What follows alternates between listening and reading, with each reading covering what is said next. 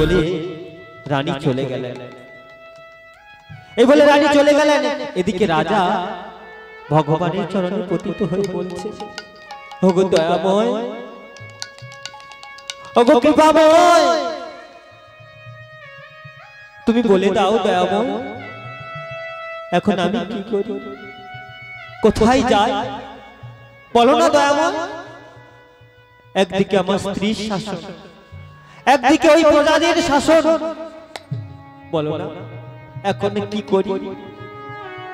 যার গলায় গজমতির মালা হই সদা সর্বদা তুমি দোলো, যার হৃদয় সিংহাসনে জুড়ে তুমি বসে আছো, তাকে বলে গেল কিনা ওই রাজ সিংহাসনে বসাবে, ওই অহংকারী রাজ সিংহাসনে। ওগো দয়াময়, বলে দাও দয়াময়, এখন আমি কি করি, একটিবার দেখা দাও দয়াময়, একটিবার দেখা দাও, দেখা দাও,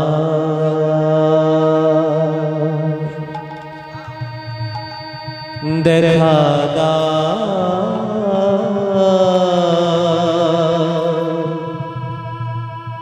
দেখা দাও, দেখা দাও, হে মাধব, দেখা দাও, দেখা দাও, হে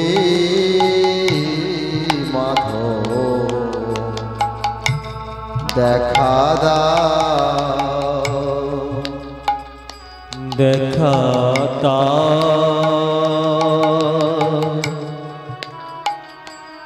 দেখা দাও,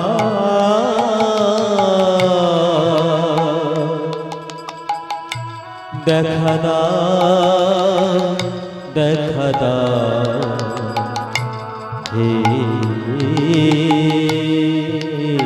মাধব, দেখা দাও, দেখা দাও, হে মাধব, দেখা দাও।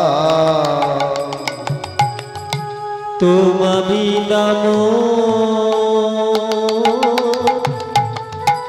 আর কেহ না,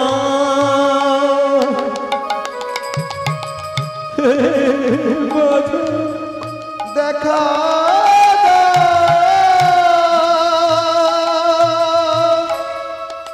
হে মাধব, দেখা তোমার নাম মাধব আর কেহ না, দেখা দাও হে মাধব, দেখা দেখা দেখা দেখা দাও, দেখা দাও, দেখা দাও, দেখা দাও, দেখা দাও, দেখা দাও, দেখা দাও, হে মাধব, দেখা দাও, দেখা দেখা দাও,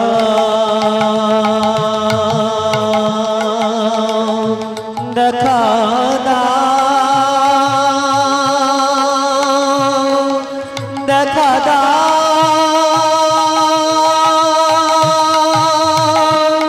দেখা দাও, দেখা দাও,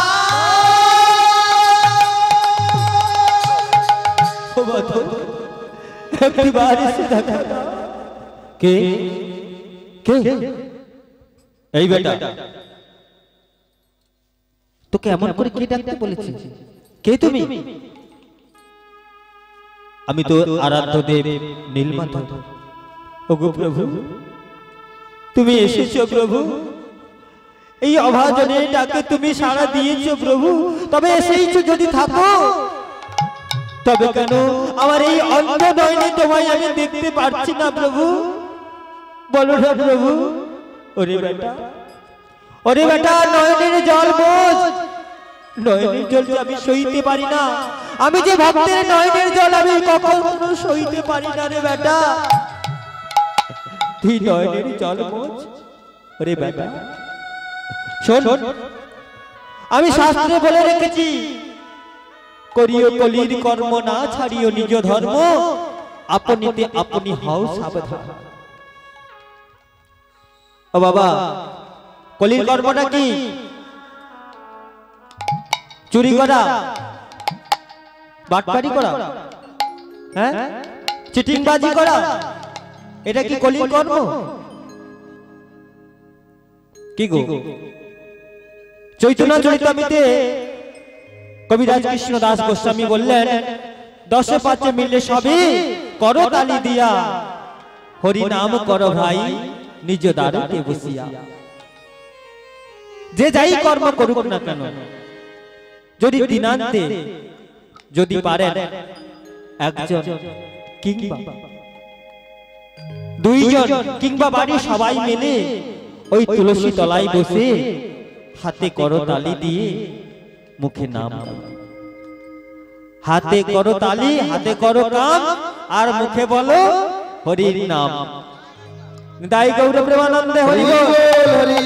এটাই হবে বাবা শ্রেষ্ঠ কর্ম। এর থেকে কোনো কর্ম নেই যে শ্রেষ্ঠ, এটাই হবে শ্রেষ্ঠ কর্ম। তাই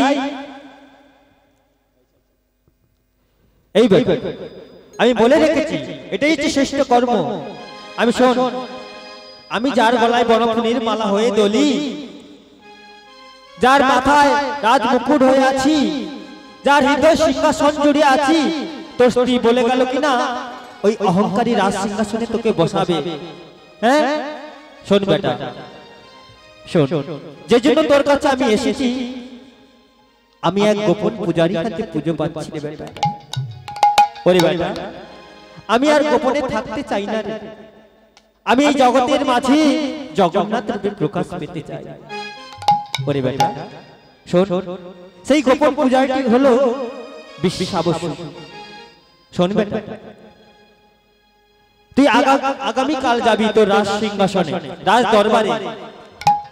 দরবারে গিয়ে রাজ সিংহাসন উপবেশন করে তোর রাজ্যে, সারা রাজ্যে ঢাকরা বাজিয়ে জানিয়ে দিবি সকল ব্রাহ্মণগণদের, জানিয়ে দিয়ে বলবি যে আমার সন্তান যারা করবে তাদেরকে তুই অনেক উপহার দিবি।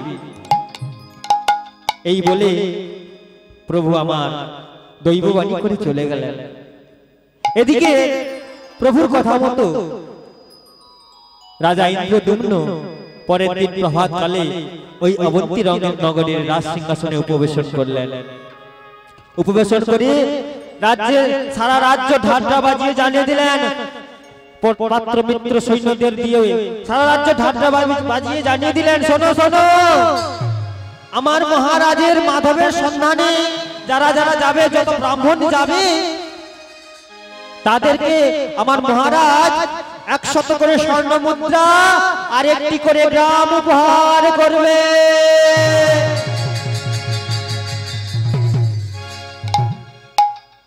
এই বলে সারা রাজ্যে ঢাকরা বাজিয়ে জানিয়ে দিলেন। এবার রাজ্যে যত ব্রাহ্মণ ছিল এই খবর শুনতে পেয়ে তারা কি করলেন, তারা হুড়ো করে গিয়ে ওই রাজ দরবার গিয়ে উপস্থিত। এদিকে রাজা মশাই বলছেন, এ কি ব্যাপার? দেখতে না দেখতেই প্রায় 100 জন ব্রাহ্মণ এসে রাজ দরবারে হাজির। এ কি ব্রাহ্মণগণ, তোমরা কোথায় যাবে? কেন মহারাজ, আমরা ওই মাধবের সন্ধানে যাব। তোমরা এতজন যাবে? আগে মহারাজ, আপনি তো বলেননি একজন কিংবা দুইজন যাবে। আপনি তো বলেছেন যতজন যাবে সবাইকে আপনি পুরস্কৃত করবেন। ও আচ্ছা, ঠিক আছে ঠিক আছে, তবে আমি তোমাদের সঙ্গে আমার এক বিশ্বস্ত ব্রাহ্মণকে পাঠাবো। কে মহারাজ? আমরা এতজন ব্রাহ্মণ থাকতে থাকতে আপনার আমাদের প্রতি বিশ্বাস হলো না? আবার সেই কে বিশ্বস্ত ব্রাহ্মণ?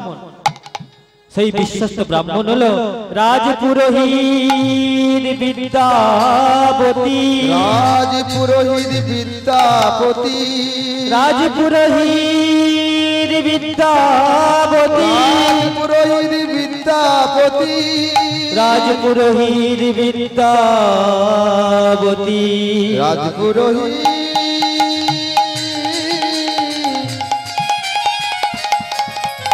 রাজপুরোহিত বিদ্যাপতি।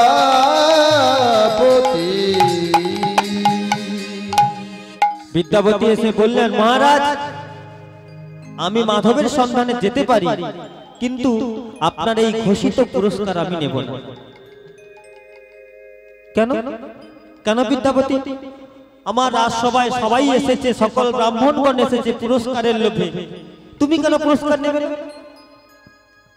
আচ্ছা বলুন তো মহারাজ, আমি যদি ওই মাধবের সন্ধান একবার পেয়ে যাই, তাহলে বলুন না মহারাজ, ওই আমার মাধবের সমতুল্য আর কি কোনো বস্তু আছে যা মাধবের সমতুল্য হবে? বাহ বাহ বিদ্যাপতি, তুমিই পারবে আমার মাধবের সন্ধান করতে। যাও বিদ্যাপতি, যাও, আর বিলম্ব করো না। যাও বিদ্যাপতি, তোমরা সবাই মিলে আমার মাধবের সন্ধানে বেরিয়ে যাও। এবার সবাই মিলে মাধবের সন্ধানে চলেছেন। এবার শ্রী হরি বলে শোভাযাত্রা হইল। শ্রী হরি বলে শোভাযাত্রা হইল। ওই না শ্রী হরি বলে শোভাযাত্রা হইল। শ্রী হরি বলে শোভাযাত্রা হইল। ওই না নানা দেশে দেশান্তরে ঘুরিতে লাগিল। নানা দেশ দেশান্তরে ঘুরিতে লাগিল। ওই না নানা দেশে দেশান্তরে ঘুরিতে লাগিল। নানা দেশ দেশান্তরে ঘুরিতে লাগিল। নানা সন্ধান মেলে না, সন্ধান মেলে না, সন্ধান মেলে না, সন্ধান মেলে না। নানা দেশে দেশান্তরে সন্ধান মেলে না। নানা দেশ দেশান্তরে সন্ধান মেলে না। এবার শ্রী হরি বলে শোভাযাত্রা হইল। শ্রী হরি বলে শোভাযাত্রা হইল। ওই না নানা দেশে দেশান্তরে ঘুরিতে লাগিল। নানা দেশ দেশান্তরে ঘুরিতে লাগিল। তারা নেচে নেচে চলে যায়, নেচে নেচে চলে যায়, নেচে নেচে চলে যায়। নেচে নেচে চলে আমার যায়। হেমদণ্ড বাহু তুলে নেচে নেচে চলে যায়। হেমদণ্ড বাহু তুলে নেচে নেচে চলে এবার যায়। শ্রী হরি বলে শোভাযাত্রা হইল। শ্রী হরি বলে শোভাযাত্রা হইল। নানা দেশে দেশান্তরে ঘুরিতে লাগিল। নানা দেশ দেশান্তরে ঘুরিতে লাগিল। ওই না নানা দেশে দেশান্তরে ঘুরিতে লাগিল। এবার ব্রাহ্মণগণ কি করলেন না, হরিনাম গাইতে গাইতে চলেছেন মাধবের সন্ধানে। আর এদিকে অন্তর্যামী ভগবান আমার, তিনি মনে মনে চিন্তা করলেন, আমাকে তো এই জগতে সবাই স্মরণ করে, কি গো ভগবানকে সবাই ডাকে, ভগবান কি সবার ডাকে সাড়া দেয়? কি গো এই জগৎ সংসারে সবাইকে তো ভগবানকে ডাকে, সবাই তো ভগবানকে ডাকে, কিন্তু ভগবান কি সবার ডাকে সাড়া দেয় গো? হ্যাঁ, তাই ভগবান বললেন, সবাই তো নেচে নেচে চলেছে আমার সন্ধানে, কিন্তু আমি তো সবাইকে আমার দর্শন দেব না। আমি যার, আমি তাকে একটু পরীক্ষা করে নেব। কি গো? হ্যাঁ, ভগবান কখন পরীক্ষা করেন? যখন ভগবান যেমন স্বর্ণকাররা সোনাকে পুড়িয়ে পুড়িয়ে বারে বারে দেখে নেন এটা আসল সোনা কিনা, তেমনি আমার ভগবান তার ভক্তকে কঠিন ভাবে পরীক্ষা করে। আর ওই পরীক্ষা যদি কোনো ভক্ত উত্তীর্ণ হতে পারে, তবেই বাবা ভগবান তার দাসা অনুদাস হয়ে থাকে। নিতাই গৌর প্রেমানন্দে হরি হরি বল, হরি বল, হরি বল, হরি বল, হরি বল। তাই জানি তাই তাই আমার ভগবান বললে আমি সবাইকে তো দর্শন দেব, হ্যাঁ আমি যার তাকে আমি একটু পরীক্ষা করে নেব। এবার ভগবান কি করলেন, অন্তর্যামী ভগবানের কৃপা শুরু হয়ে গেল।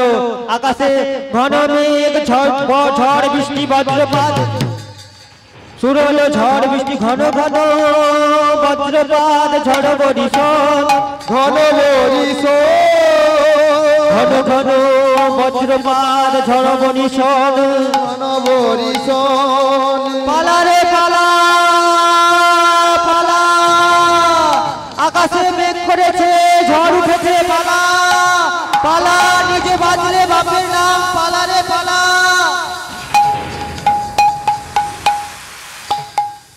এদিকে এই দুর্যোগের সময় সকল ব্রাহ্মণগণ কি করলেন না, ভয়ে ভীত হয়ে সবাই ওই রাজ দরবারে গিয়ে পৌঁছলেন।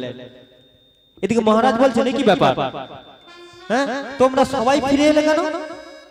আগে মহারাজ আমরা মাধবের সন্ধান করতে পারিনি। কেন না, প্রাকৃতিক দুর্যোগের জন্য। কিন্তু তোমাদের সঙ্গে যে আমার এক বিশ্বস্ত ব্রাহ্মণকে পাঠিয়েছিলাম, সেই বিদ্যাপতি কথা আগে আগে মহারাজ তা তো আমরা বলতে পারবো না, তা বলতে পারবো না। আর এদিকে কি করেছে আমার বিদ্যাপতি, এই গভীর অরণ্যের মধ্যে গিয়ে এই ঝড় জলের দিনে গভীর অরণ্যের মধ্যে একটি বটবৃক্ষের তলায় আশ্রয় গ্রহণ করে বসেছেন। আর যেই না সন্ধ্যা হয়ে এলো, এমন সময় প্রায় বৃষ্টিটা বন্ধ হয়ে গেছে, ঝড় বৃষ্টি বন্ধ হয়ে গিয়ে তখন বিদ্যাপতি মনে মনে চিন্তা করলেন, এই গভীর অরণ্যে আমি কোথায় যাই, কি করি? হ্যাঁ এই গভীর অরণ্যের মধ্যে যদি আমাকে কোনো বাঘ, সিংহ কিংবা ভল্লুক, বিষাক্ত সাপ যদি আমায় দর্শন করে কেটে ফেলে, আমায় যদি খেয়ে ফেলে, এই বলে মনে মনে ভাবছেন আর বসে বসে নিদ্রাচ্ছন্ন হয়ে পড়ছেন। আর এদিকে মাধব স্বপ্নাদেশ করলেন, এই বেটা কার ভাবনা ভাবছো বসে, তুমি ভাববার কে? তোমার ভাবনা ভাবেন যিনি, তুমি ভাবো তাকে। কি গো, কার ভাবনা ভাবছেন? হ্যাঁ তোমার ভাবনা ভাবেন যিনি, তুমি ভাবো তাকে। হ্যাঁ বিদ্যাপতি ভাবলেন, ঠিক তো, আমি তো আমার কথাই ভাবছি, আমি তো মাধবের কথা ভাবছি না। তাই বিদ্যাপতি কি করলেন না, ওই ঝড় জল বন্ধ হওয়ার সঙ্গে সঙ্গে ওই গভীর অরণ্যের মধ্য দিয়ে পথ চলতে লাগলেন আর বললেন, আমি মাধবের সন্ধান করবই করব, আমার যতদিন দেহে প্রাণ আছে আমি মাধবের সন্ধান করেই ছাড়বো।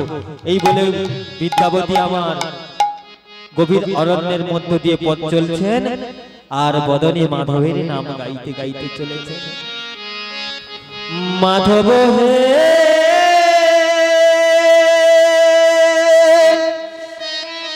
মাধব, হে মাধব, মাধব হে মাধব, মাধব, মাধব হে মাধব, হে মাধব, মাধব হে মাধব, মাধব হে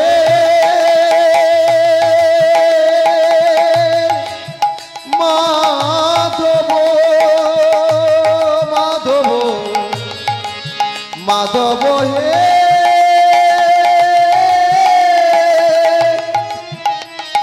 মাধব, মাধব, মাধব হে মাধব, মাধব, মাধব হে মাধব, মাধব, মুঠি পখরে পেট পুরে মরে, মুঠি পখলরে পেট পুরে মর, ছাপানো ভোগরে নাহি তো লোভ। মাধব হে মাধব, হে মাধব, মাধব হে মাধব।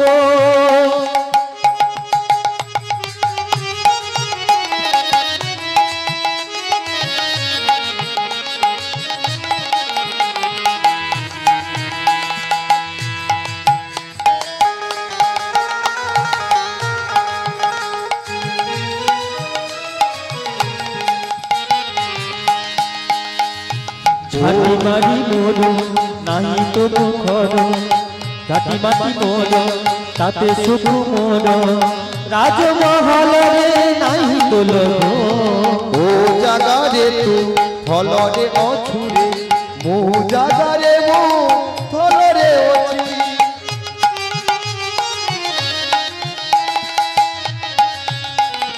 যেতি যেতি ইছু সেদিকি রে শান্তি বেশিয়াও পটে মাগনি কিছুই সেটা মশিরারে সুখ নিদমর সেটা মশিরারে সুখ নিদমর 56 ভোগরে নাহি তলভ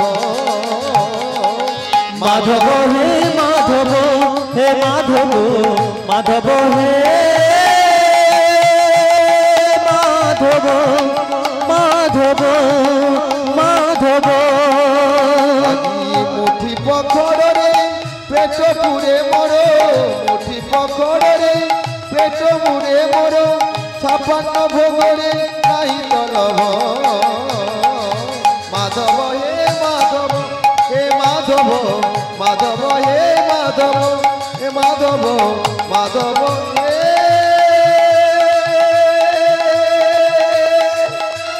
মাধব মাধব হৃদয় গৌর প্রেমানন্দে হরি হরি বল। আমার বিদ্যাপতি মাধবের গুণগান গাইতে গাইতে ওই গভীর অরণ্যের মধ্য দিয়ে চলেছেন।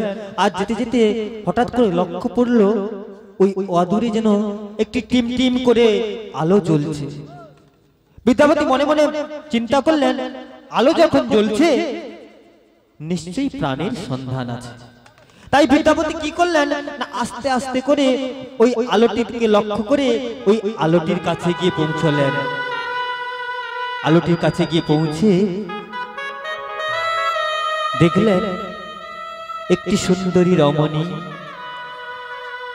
তুলসী তলায় সন্ধ্যা প্রদীপ নিয়ে এসেছেন, তুলসী তলায় সন্ধ্যা দেবেন বলে।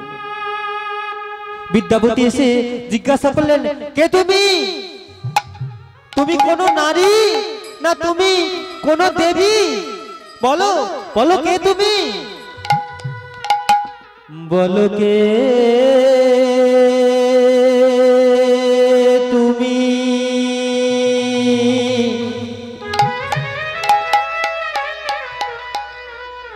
বলো বলো বলো বলো বলো বলো, দাঁড়ায়ে আছো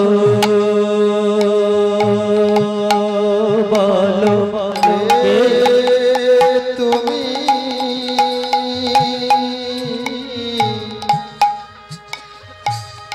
বলো বলো বলো বলো, তারায়ে আছো বলো কে তুমি? বলো বলো বলো বলো বলো বলো, দাঁড়ায়ে আছো বলো কে তুমি? বলো বলো বলো বলো বলো,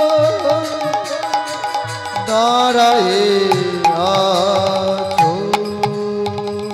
তুমি কে? হ্যাঁ তুমি কে? আমি কে জানো? পথ ভোলা পথি গামী,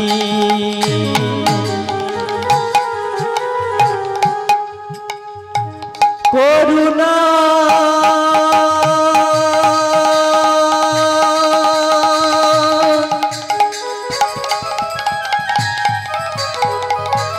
করুণা করো মোরে, বলো কে তুমি? বলো বলো বলো বলো বলো বলো দাঁড়াই আছো বলো এ তুমি বলো বলো বলো বলো দাঁড়াই আছো। আরে তুমি কে? হ্যাঁ, আমি আমি কে জানো? আমি এক পথ খোলা পথিক, আমি ব্রাহ্মণের সন্তান, পথ ভোলা এক পথিক। ওগো সুন্দরী রমণী, একটু জল দিয়ে প্রাণে বাঁচাও রমণী, একটু জল দিয়ে প্রাণে বাঁচাও। ও ব্রাহ্মণ, হ্যাঁ জল তো খাবে বলছো গো? আরে আমার পরিচয় জানো? আমার পরিচয় নাও, আমার পরিচয় জানলে না তোমার জল খাওয়া ঘুচে যাবে গো। আগে আমার পরিচয় খানি তুমি নাও, যদি তোমার জল খেতে ইচ্ছে হয় তুমি জল খেও, না হলে তুমি চলে যাও, ঠিক আছে? তবে শোনো, আমি কে জানো? আমি সবর কন্যা হই, আমি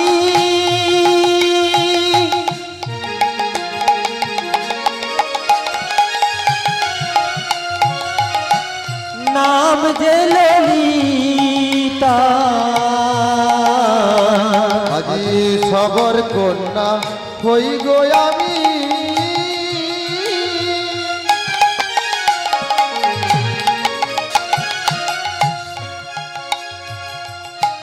নাম যে ললিতা।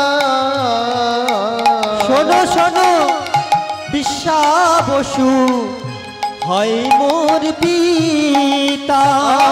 আজ শোনো শোনো, বিশ্ব বসু হয় আমার পিতা। আমি সবর কন্যা হই গো আমি, সবর কন্যা হই গো আমি, আর ব্রাহ্মণ সন্তান হও গো তুমি।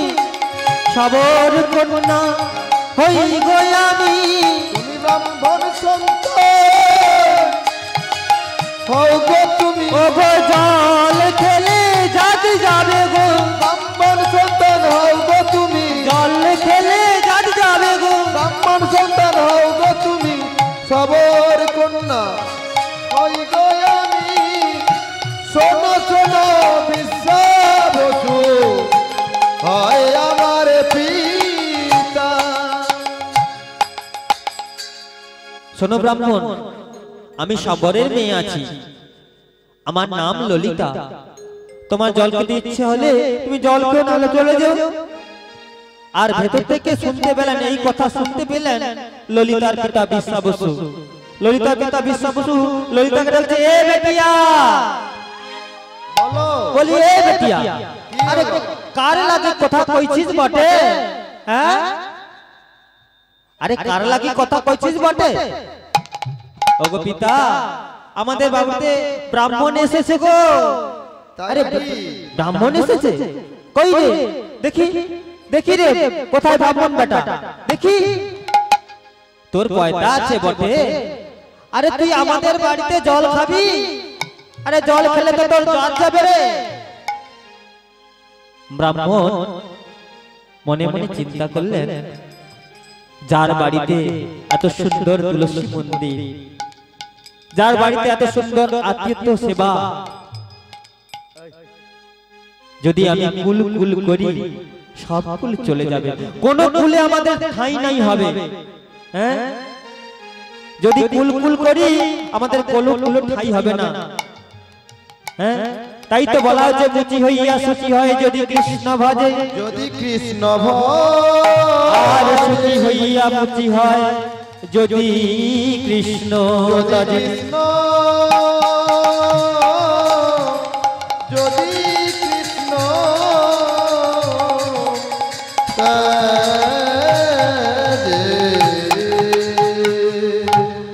বাবা, আমরা বলি না আমরা ব্রাহ্মণের সন্তান, আমরা বৈষ্ণবের সন্তান, আমরা যাত্রার হাতে জল খাবো না, আমাদের জাত চলে যাবে, কি বলি না আমরা? কিন্তু শাস্ত্রে বলেছেন, যখন আমাদের উপনয়ন হয়েছিল, অর্থাৎ পয়তা যেদিন হয়েছিল, সেদিন কিন্তু সেদিন কিন্তু ওই উপনয়ন করানোর সময় গুরুদেব এসে বলেছিল, যা বেটা 5 বাড়ি ভিক্ষা করে নিয়ে আয়। তবে যে মা বাড়িতে প্রথম ভিক্ষা নিবি সেই মা যেন শূদ্রাণী হয়।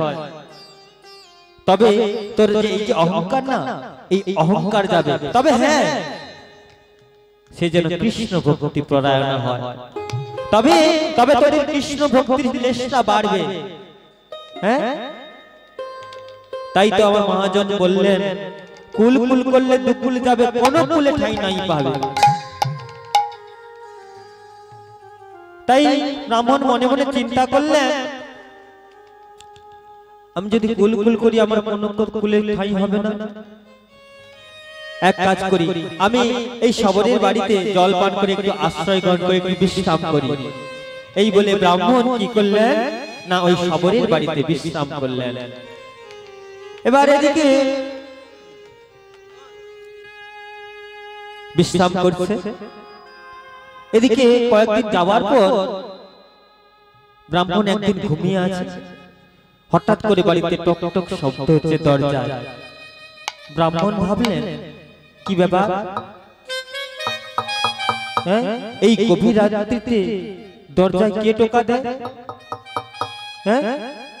আমি তো 5 দিন পরিশ্রান্ত ছিলাম, আমি তো ঘুমিয়ে যেতাম। তবে বুঝি ওই গভীর রাতে ললিতাকে বুঝি কেউ যেন নিয়ে যায়। দেখো আজকে এই ললিতাকে কে নিয়ে যায়, আজকে আমরা দেখব। ব্রাহ্মণ ঘুমানোর ভান করে শুয়ে আছেন, আর ললিতা দরজার টকা শুনে যেই না দরজাটা খুললেন, আর কেউ নয় ললিতার পিতা বিশ্বাবসু। বিশ্বাবসু এসে ললিতাকে বলছে, এ বেটিয়া, আরে ব্রাহ্মণ ঘুমাই গেছে,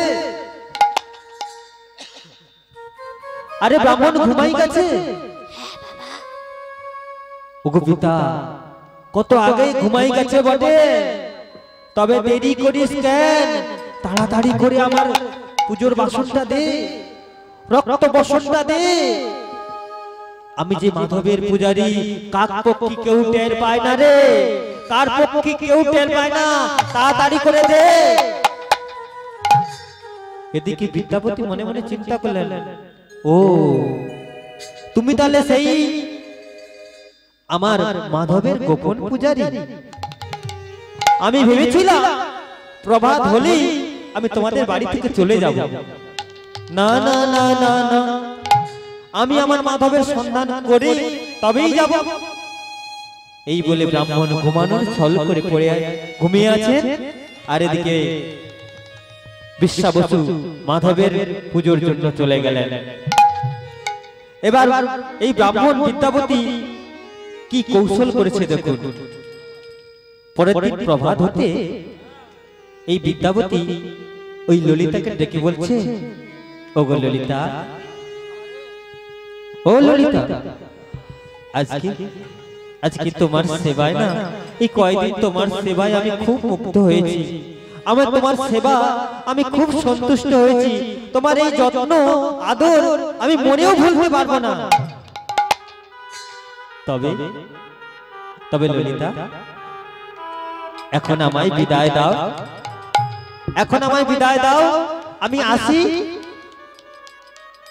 ললিতা বলছে, তুমি কোথায় যাবে? কেন? আমি আমার বাড়ি ফিরে যাব? না, হতে পারে না।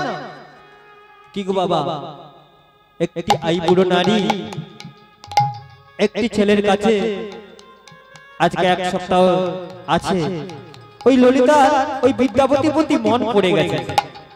তাই ললিতা বিদ্যাপতিকে বলছে, ওগো, তোমায় ছাড়া যে থাকতে পারবো না প্রিয় গো,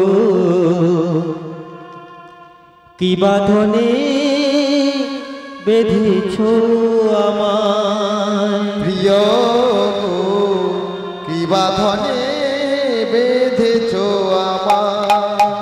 ও গো প্রিয় গো, কি বাঁধনে বেঁধেছো আমায়। ও গো প্রিয় গো, কি বাঁধনে বেঁধেছো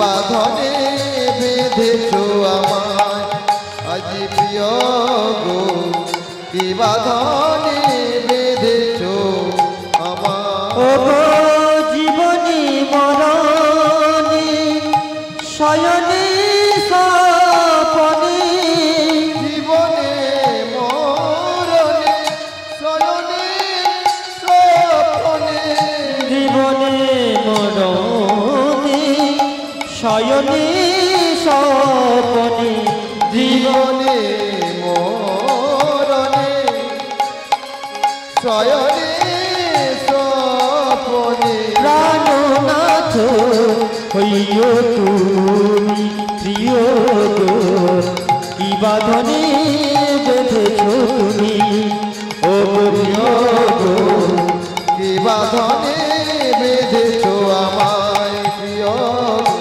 কি বাঁধনে বেঁধেছ আমায়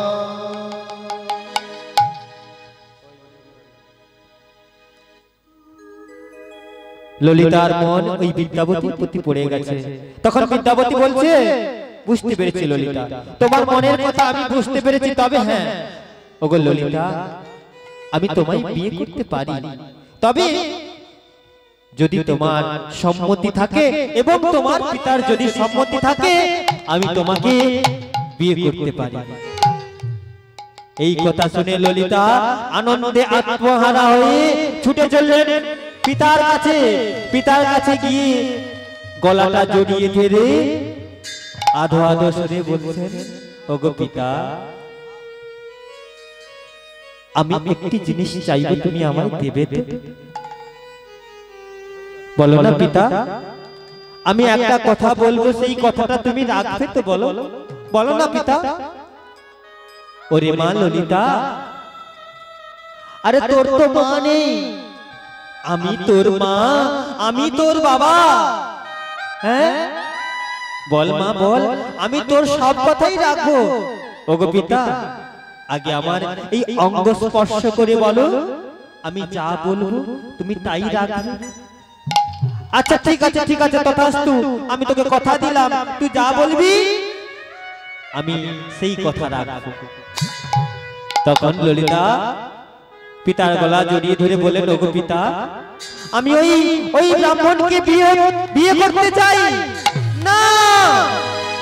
ললিতা, এ হতে পারে না, ওরা উঁচু বর্ণের শ্রেষ্ঠ, আমরা নিচু, উঁচু নিচুতে কোনোদিন সমান হয় না, কোনোদিন এ হয় না, বিয়ে হতে পারে না।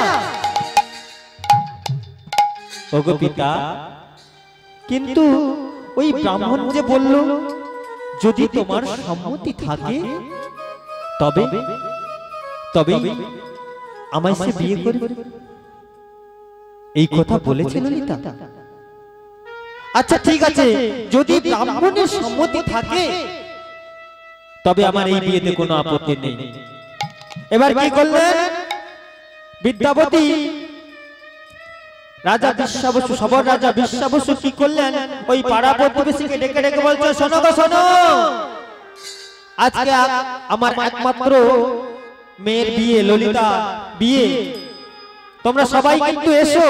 হ্যাঁ, ললিতার তো মা নেই, হ্যাঁ, তোমরা সবাই কিন্তু এসো, একটু লাগালাগি করে দেবে, কাজকর্ম করে দেবে। হ্যাঁ, বলি আজ ললিতার হবে গো বিয়ে, আজ ললিতার হবে গো বিয়ে, তোরা আয়, তোরা আয় নগরবাসী, আজ ললিতার হবে গো বিয়ে, আজ ললিতার হবে গো বিয়ে, তোরা আয়, তোরা আয় নগরবাসী, বলি আজ ললিতার হবে গো বিয়ে, আজ ললিতার হবে গো বিয়ে, তোরা আয়, তোরা আয়, তোরা আয় নগরবাসী, আজ ললিতার হবে গো বিয়ে, তোরা আয়, আয় নগরবাসী, লক্ষ্মী নীল পিড়ি ডালা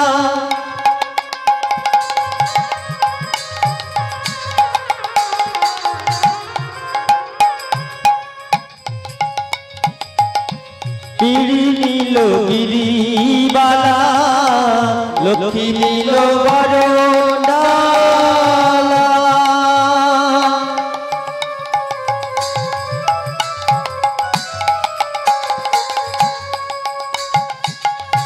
পিড়ি নীল পিড়ি বালা আজ ললিতার হবে গো বিয়ে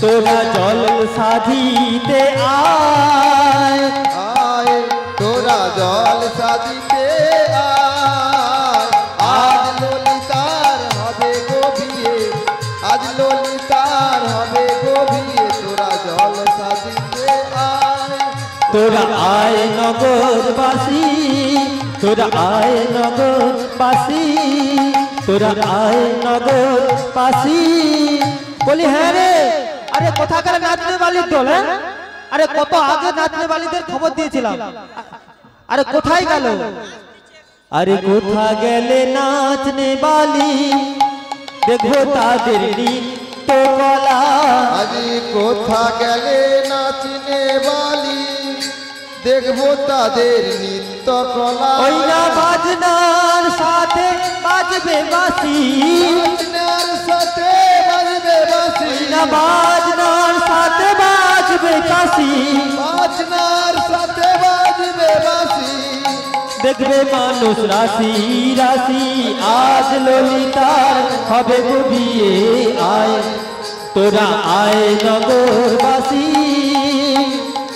ললিতার হবে গো বিয়ে তোরা আয় নগরে বাসী হরে কৃষ্ণ আচ্ছা এইখানে বিশ্রাম করি অনেক কাহিনী বাকি আছে এই তো মাত্র বিয়ে অনেক বাকি তাহলে এখানে কি বিশ্রাম করব আপনারা অনুমতি করলে বিশ্রাম করব জানি তাই এখন আমি একটু শর্টে বলে যাচ্ছি এখানে ললিতার বিয়ে হবে বিয়ে হয়ে যাওয়ার পর কি হবে না ওই বিদ্যাপতি ছলনা করবে ললিতার সঙ্গে ললিতাকে বলবে ললিতা আমি তোমায় হয়ে থাকতে পারি যদি তোমার পিতা নীলমাধবকে আমায় দর্শন করিয়ে দাও এবার ললিতা কি করলেন তার পিতার কাছে গিয়ে নীলমাধবের দর্শন করতে চাই তাই ব্রাহ্মণের কথা মতো বিশ্বা বসু ওই বিদ্যাপতিকে মাধবের দর্শনে নিয়ে গেলেন আর মাধবের ওখানে দর্শন পেলেন না দৈববাণী করে বললেন এই বিদ্যাপতি তুই না ওই রাজা ইন্দ্রদম্নকে কথা দিয়েছিস হ্যাঁ আমার দর্শন করিয়ে দিবি আমি আর গোপনে থাকতে চাই না জগতের মাঝে জগন্নাথ রূপে প্রকাশ পেতে চাই যা অবন্তী নগরে ফিরে যা এবার বিদ্যাপতি কি করলেন না ওই অবন্তী নগরে ফিরে গিয়ে মহারাজকে সব ঘটনা খুলে বললেন এবার মহারাজ এসে দেখলেন যেখানে মাধব ছিল ওখানে কিন্তু মাধব আর নেই মাধব দৈববাণী করে বললেন মহারাজ আমি এখান থেকে অপ্রকৃত হয়েছি তুমি এক কাজ করো তুমি তোমার রাজ্যে ফিরে যাও গিয়ে একটা বড় করে মন্দির নির্মাণ করবে নির্মাণ করে ওই সমুদ্রের জলে চান করতে যাবে সমুদ্রের জলে চান করতে গেলে দেখবে একটি কাষ্ঠ আলোড়ন করতে করতে তোমার দিকে আসবে তুমি ওই কাষ্ঠটি নিয়ে যাবে আর যেতে যেতে দেখবে পথিমধ্যে এক ভাস্কর্যের সঙ্গে তোমার দেখা হবে ওই ভাস্কর্যের সঙ্গে দেখা হলে তুমি কি করবে না ওকে ওই কাষ্ঠটি দেবে ওই জগন্নাথ মূর্তি তৈরি করে দেবে হ্যাঁ এবার সেই ভাস্কর্যের সঙ্গে দেখা হলো মহারাজ বললেন আমি তো যাকে তাকে কাষ্ঠ দিতে পারি না তোমার নাম কি? ভাস্কর্য বললেন, আমার নাম অনন্ত মহারানা, আমি বিশ্বকর্মার গুরুদেব। এই অনন্ত মহারানা কে বাবা? হ্যাঁ, বিশ্বকর্মার গুরুদেবই বা কে? এবার মহারাজকে সেই ভাস্কর্য বললেন যে আমার একটি শর্ত আছে মহারাজ। কি শর্ত? না, আমি 21 দিন এই কাষ্ঠটি নিয়ে ওই মন্দিরের ভিতরে প্রবেশ করব, আর 21 দিন কোনো দরজা জানলা খোলা থাকবে না, বন্ধ থাকবে। 21 দিন পরে দরজা জানলা খোলা হবে। বলুন মহারাজ রাজি? মহারাজ বললেন রাজি। এবার বৃদ্ধ ভাস্কর্য কি করলেন? না, ওই কাষ্ঠটি নিয়ে ওই মন্দিরের ভিতরে প্রবেশ করলেন, আর কুটকুট করতে করতে কৃষ্ণ নাম গাইতে গাইতে পরে পরে আওয়াজটা ক্ষীণ হয়ে এলো, কমে এলো। তখন রাজা রানী গুন্ডিজা বলছেন, মহারাজ এটা আপনার রাজ্য নয়, এটা হলো গাল রাজ্য। আপনি গাল রাজ্যে এই মন্দির নির্মাণ করেছেন।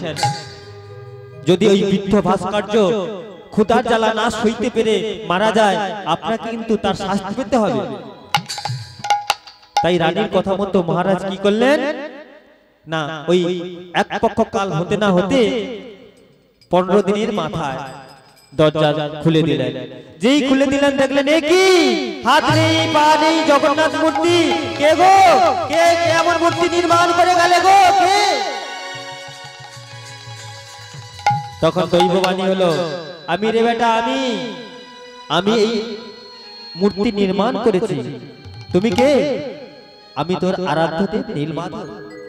আমি এই মূর্তি নির্মাণ করে গেছি, কিন্তু প্রভু তুমি এমন মূর্তি তৈরি করলে কেন? ওরে বেটা, তোর সঙ্গে কি কথা ছিল রে? 21 দিনের মধ্যে কোনো দরজা জানলা খোলা চলবে না। তুই কি করলি? 15 দিন না হতে হতেই দরজা জানলা খুলে দিলি। ওগো মহারাজ, আমি না হলে 15 দিন না হতে হতে দরজা জানলাটা খুলে দিলাম, কিন্তু মহারাজ আপনি তো 15 দিনের মধ্যে একটি মূর্তি সম্পূর্ণভাবে নির্মাণ করতে পারতেন। ওরে বেটা ইন্দ্রদম্ন, এইটা আসল ঘটনা নয়। আসল কথাটা কি? আমি যখন দ্বারকা লীলা করেছিলাম, রাজসভায় সজ্জায় আমার রুক্মিণী সত্যভামাকে নিয়ে শয়ন কক্ষে যখন ছিলাম, আমি তখন ওই রাধা নাম গাইতে গাইতে আমার বালিশখানা ভিজে গিয়েছিল। তখন সত্যভামা রুক্মিণী বলেছিল, ওগো প্রভু, আমরাও তো নারী, আর তুমি যার নাম করতে করতে কেঁদে কেঁদে বালিশখানা ভিজিয়ে দিয়েছো, সেও তো নারী। হ্যাঁ, আচ্ছা বলো না প্রভু, তুমি কেন সদা সর্বদাই রাধা নাম করতে করতে কাঁদো? ওগো রুক্মিণী, ওগো সত্যভামা, এই কথা বলা যাবে না। এই বলে প্রভু আমার রাজসভায় চলে গেলেন। আর এদিকে সত্যভামা রুক্মিণী কি করলেন? না, বড় মা রোহিণী কাছে গেলেন। বড় মা রোহিণী সব লীলাই অবগত, দ্বারকা লীলা, বৃন্দাবন লীলা সবকিছু জানেন। রোহিণীর কাছে গিয়ে রোহিণীকে বললেন, বলো না মা, আমার স্বামী কেন সদা সর্বদাই রাধা নাম গাইতে গাইতে কাঁদে? তখন বড় মা রোহিণী বললেন, এ কথা সর্বসম্মুখে বলা যাবে না, এ কথা বললে অপরাধ হবে, বলো না, বলতেই হবে। এই বললে বড় মা কি করলেন? না, ওই সত্যভামা রুক্মিণীকে নিয়ে রাজকক্ষের মধ্যে প্রবেশ করলেন, আর সুভদ্রাকে ওই দ্বারে দাঁড়িয়ে রেখে রাজকক্ষে প্রবেশ করলেন। সুভদ্রা বললেন, বড় মা সুভদ্রাকে বললেন, শোন, আমি তো দুই বৈদ্যুতির নিয়ে একটা গোপন কথা আলোচনা করতে যাচ্ছি, এই দরজার মধ্যে কাউকে প্রবেশ করতে দিবি না। এইবার বড় মা রোহিণী সত্যভামা রুক্মিণীকে সঙ্গে করে নয় রাজকক্ষে প্রবেশ করে আর দ্বারে দাঁড়িয়ে রেখেছেন আমার সুভদ্রাকে। এবার বড় মা রোহিণী যত রাধারানীর বিরহের কথা বলতে থাকে, রাধারানীর দুঃখের কথা বলতে থাকে, আর বলতে বলতে বড় মা রোহিণী কেঁদে যাচ্ছে। আর এই কথা শুনতে পেলেন অন্তর্যামী ভগবান সেই রাজসভায় আর থাকতে পারলেন না। যেখানে রাধা গুণ কথা হচ্ছে, রাধার দুঃখের কথা হচ্ছে, ছুটে চললেন সেই রাজকক্ষের দিকে। এসে দেখলেন দ্বারে দাঁড়িয়ে রয়েছেন আমার সুভদ্রা বোন। ওরে বোন সুভদ্রা, আমায় দ্বার ছেড়ে দে সুভদ্রা, আমি ভেতরে যাব। না দাদা, যাওয়া তোমার হবে না। কেন? না, বড় মার আদেশ। বড় মা বলেছে এই ভেতরে কাউকে প্রবেশ করতে দেওয়া যাবে না। তখন আমার ভগবান কি করলেন, ওই দরজার কাছে গিয়ে কান পেতে শ্রবণ করতে লাগলেন রাধারানীর দুঃখের কথা। আর এই কথা শুনতে শুনতে শ্রবণ করতে করতে ভগবানের হাতগুলো ছোট হয়ে এলো, পা গুলো ছোট হয়ে এলো, আর চোখগুলো বড় বড় হয়ে গেল। আর এদিকে দাদা বলরাম ছুটতে ছুটতে এলেন, দেখলেন আমার ভাই কোথায়, ভাই কানাই কোথায়। যেই না খুঁজতে খুঁজতে এসে দেখলেন না, ভাই কানাই রাধারানীর দুঃখের কথা, বিরহের কথা শ্রবণ করছেন। দাদা বলরাম গিয়েও রাধারানীর দুঃখের কথা যেই শ্রবণ করতে লাগলেন, দাদা বলরামের অবস্থাও ভাই কানাইয়ের মতো হয়ে গেল। এদিকে সুভদ্রা মনে মনে চিন্তা করলেন, কি ব্যাপার, আমার দুই দাদা ওই দরজার সামনে কান পেতে কি এমন কথা শুনছে, শ্রবণ করছে, হ্যাঁ দেখি তো একবার। ভগ্নী সুভদ্রা গিয়েও যেই না কান পেতে শ্রবণ করলেন, না ভগ্নী সুভদ্রার দেহটাও ওই দুই দাদার মতো হয়ে গেল। আর এদিক থেকে নারদ মুনি ভগবানের নাম গাইতে গাইতে চলেছেন। যেই না ভগবানের নাম গাইতে গাইতে এসে বলছেন নারায়ণ নারায়ণ নারায়ণ। এই নারায়ণ নাম শুনে ভগবান আবার তার পূর্ববর্তী রূপ ধারণ করলেন।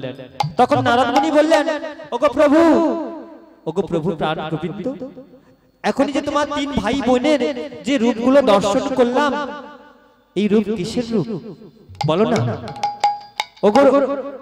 ওগো নারদ, তুমি আমাদের এই রূপ দর্শন করে ফেলেছো, তুমি বড় ভাগ্যবান নারদ, তুমি বড় ভাগ্যবান। এই রূপ যে দর্শন করবে তার আর এই ইহ জগতের তিতাব জ্বালা থাকবে না, রোগ শোক জরাবেদি সবই দূরীভূত হয়ে যাবে। তবে প্রভু, এই যে এক্ষুনি যে রূপগুলো দেখলাম, এই রূপগুলো কার? তখন বলছে নারদ, বলছে ওগো প্রভু, এই সেই রাধারানীর বিরহের মূর্তি, তাই না? বলে হ্যাঁ নারদ, এই সেই রাধারানীর বিরহের দুঃখের মূর্তি। তবে নারদ শোনো, এই রূপ যারা দর্শন করবে তাদের রোগ শোক পিতাপ জ্বালা সবই দূরীভূত হয়ে যাবে। ওগো প্রভু, আমি একা একা এই রূপ থেকে মুক্তি পেতে চাই না। আসছে কলিকাল, তুমি কলিকালে ওই কলির জীবকে উদ্ধার করবে, বলো আমায় কথা দাও। ঠিক আছে নারদ, আমি তোমায় কথা দিলাম, আসছে কলিকালে আমি ওই পুরী ধামে অবতীর্ণ হয়ে সকল জীবকে আমি তরা করব। নিতাই গৌর প্রেমানন্দে হরি হরি বল। এইভাবে এরপরে কি হলো আমরা জানতে পারলাম, ভগবানের এই মূর্তিগুলো কিসের মূর্তি? রাধারানীর বিরহের মূর্তি। এরপরে রাজা মহাশয় কি করবেন না, ব্রহ্মাকে আহ্বান করবেন। এবার ব্রহ্মা সকল দেবদেবী নয়ে ওই যেখানে প্রথমে চরণ রেখেছিল সেটা হলো স্বর্গদুয়ার, সেই স্বর্গদুয়ারে এসে আমার জগন্নাথ প্রতিষ্ঠা করলেন। জগন্নাথ প্রতিষ্ঠা করে সব বাড়ি বাড়ি ভিক্ষা করে নিয়ে এসে জগন্নাথের সেবা দেয়। এইখানে আমি মিলন করবো, অনেক এখনো বাকি আছে। এইখানে রইল আমার গ্রন্থের লহরী, আর পূর্ণিত বদনে সবাই সবাই মিলে বলুন হরি হরি হরি বল, হরি বল, হরি বল, হরি বল, হরি বল, হরি বল, হরি বল, হরি। সবাই মিলে হাতে করতালি দিয়ে 1 মিনিট নাম করুন। হরে কৃষ্ণ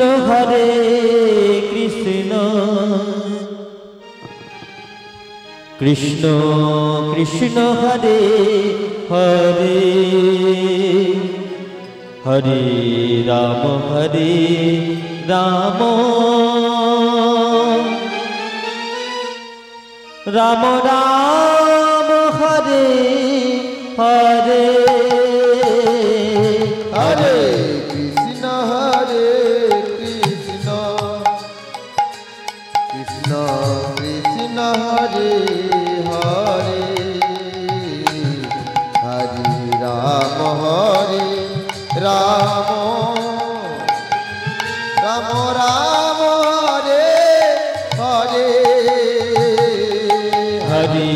কৃষ্ণ হরে কৃষ্ণ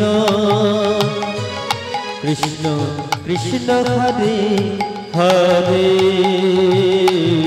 হরে রাম হরে রাম রাম রাম হরে হরে হরে কৃষ্ণ হরে কৃষ্ণ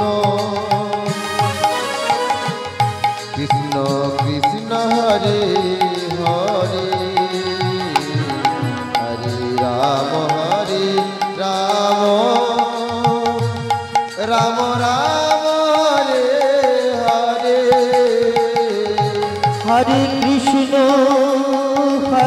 কৃষ্ণ কৃষ্ণ কৃষ্ণ হরে হরে হরে রাম রাম রাম হরে হরে হরে কৃষ্ণ কৃষ্ণ কৃষ্ণ কৃষ্ণ হরে হরে হরে রাম রাম রাম হরে হরে হরে কৃষ্ণ কৃষ্ণ কৃষ্ণ হরে হরে হরে রাম রাম রাম হরে হরে হরে কৃষ্ণ কৃষ্ণ কৃষ্ণ হরে হরে হরে রাম রাম রাম নিতাই গৌর প্রেমানন্দে হরি হরি বল নিতাই গৌর প্রেমানন্দে হরি হরি বল নিতাই গৌর প্রেমানন্দে হরি হরি বল হরি বল জয় জয় রাধেশ্যাম।